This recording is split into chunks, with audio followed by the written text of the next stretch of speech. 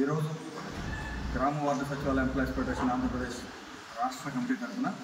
రాష్ట్ర అధ్యక్షుడైన జానీ పాషా, రాష్ట్ర ప్రధాన కార్యదర్శిగా ఉన్నటువంటి మొక్కల అంకమరావు గారి ఆధ్వర్యంలో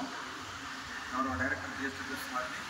అలాగే జిఎస్డబ్ల్యూఎస్ ఇతర అధికారులను కలవడం జరిగింది. కలిసి ఈరోజు ప్రధానంగా రేషనలైజేషన్ అంశం గురించి చాలా సుదీర్ఘమైనటువంటి చర్చ చేయడం జరిగింది. ఇందులో భాగంగా రేషనలైజేషన్ ప్రక్రియ మరింత ఆలస్యం జరిగి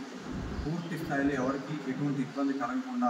ప్రభుత్వం ఆ వైపుగా చర్యలు తీసుకుంటున్నారనేటువంటి విషయాన్ని సుస్పష్టంగా అధికారుల నుంచి తెలుసుకోవడమైనది. ఈ విషయాన్ని సహచర గ్రామ వార్డు సచివాలయాలు తెలియజేస్తారు. అలాగే మరి ముఖ్యంగా ఎవరైతే దివ్యాంగ ఉద్యోగులు గ్రామ వార్డు సచివాలయాల్లో పనిచేస్తున్నారో దివ్యాంగ ఉద్యోగులకు సంబంధించి క్షేత్రస్థాయి విధుల నుంచి విముక్తి కల్పించడం కోసం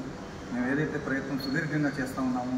ఆ ప్రయత్నం చివరి దశకు చేరుకుందని, తప్పనిసరిగా రాబోయే రోజుల్లో క్షేత్రస్థాయి విధుల నుంచి వారికి విముక్తి కలుగుతుందని ఆ వైపుగా ఆదేశాలు వస్తున్నాయని చెప్పి సభాముఖంగా మీ అందరికీ కూడా తెలియజేస్తాం. అదే రకంగా